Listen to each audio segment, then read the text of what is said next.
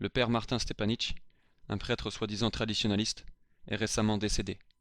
Martin Stepanitch était un partisan obstiné de l'hérésie disant que des âmes peuvent se sauver dans d'autres religions, et par le soi-disant baptême de désir. Il ne s'en cachait pas. Comme presque tous les prêtres, il croyait que des âmes peuvent être sauvées dans n'importe quelle religion, sans la foi catholique. Il rejetait obstinément le dogme catholique. C'était un hérétique.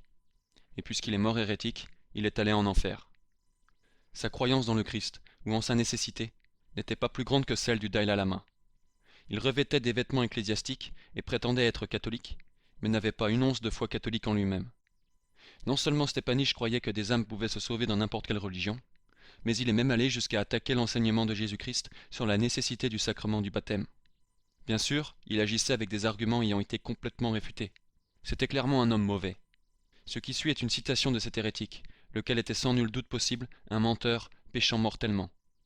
Stepanitch a déclaré que les catholiques qui croient à juste titre en la nécessité de la foi catholique et du baptême pour le salut, and that is of incredibly asserting that all who are not formal and visible members of the Church, and this would mean all Protestants, all Orthodox, all Jews, all Muslims, all pagans of every brand or color or nationality, are automatically excluded from eternal salvation.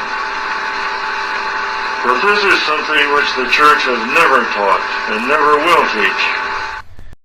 il dit donc que l'Église n'a jamais enseigné que tous les non-catholiques ne sont pas sauvés dans la foi catholique. Mais c'est pourtant ce que l'Église a enseigné, comme on le voit ici. C'est un dogme infailliblement défini, que tous ceux qui meurent sans la foi catholique sont perdus. Ceci inclut tous les païens, tous les schismatiques, tous les juifs, etc. C'est pourquoi les non-catholiques ont besoin de se convertir. Donc Stepanitch a complètement renié et menti ouvertement au sujet de l'enseignement de l'Église. Il affirmait que l'Église n'a jamais enseigné et n'enseignera jamais ce qu'elle enseigne pourtant infailliblement.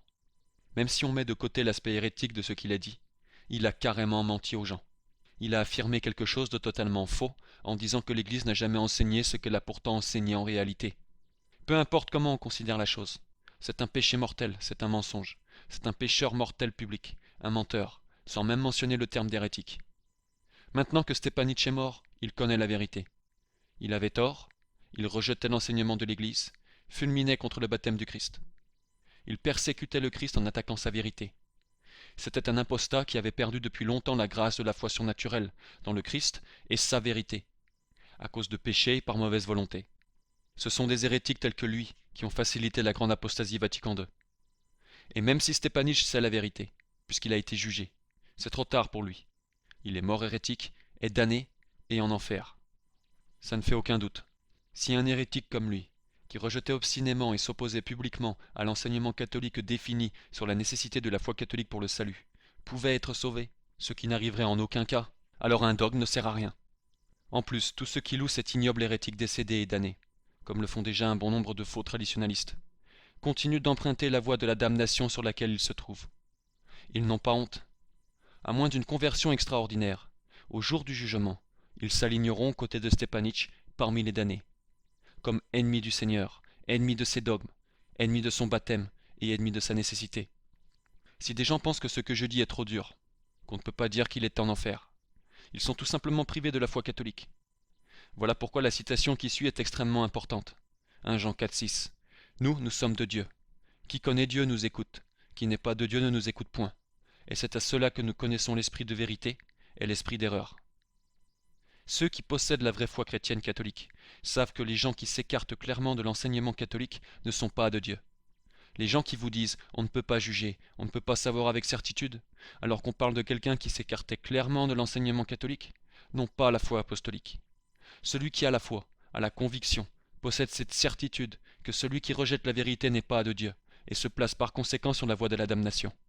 C'est ainsi qu'on reconnaît l'esprit de vérité de l'esprit d'erreur. Ceux qui ne nous écoutent pas, c'est-à-dire l'Église, l'enseignement de l'Église, la lignée du Christ, ne sont pas de Dieu. Et bien sûr, la première règle du salut, la première condition, c'est de garder la règle de la foi juste, la vraie foi. Concile de Florence. Quiconque veut être sauvé doit avant tout tenir la foi catholique, car si quelqu'un ne la garde pas entière et inviolée, sans nul doute il périra pour l'éternité. Un type qui non seulement niait la foi, croyait que des âmes peuvent être sauvées dans n'importe quelle religion, qui attaquait la nécessité de la foi catholique pour le salut, et qui a menti ouvertement et publiquement au sujet de ce que l'Église enseigne, est hérétique au plus haut point. Stepanitch est sans aucun doute perdu. Nous aurions aimé qu'il ait été différent, qu'il ne soit pas mort hérétique mais sauvé, mais c'était un hérétique. Ces sujets importent vraiment. Quand les gens meurent, le temps s'arrête. Voilà pourquoi il faut se conformer et croire à la vérité, tant qu'on est sur terre.